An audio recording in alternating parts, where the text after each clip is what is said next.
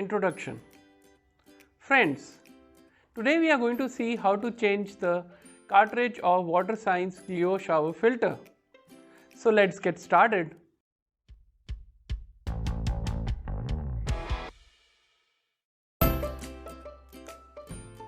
The cartridge.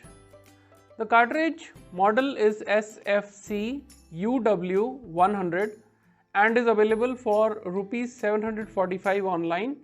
It fits all the models of WaterScience CLEO Shower Filter SFU 717, SFM 419 and SFW 815.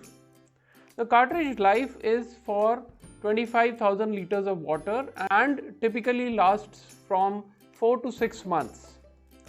Let us change the cartridge for WaterScience CLEO Shower Filter SFW 815. The procedure of replacement of cartridge is the same for the other models of shower filter as well. Let's open the shower filter now. There. Now let's take out the old cartridge. Now insert the new cartridge in the shower filter and close the shower filter again. We will turn on the shower for 5 minutes to remove any carbon dust in the new cartridge. There, your shower filter is now ready to use. Thank you.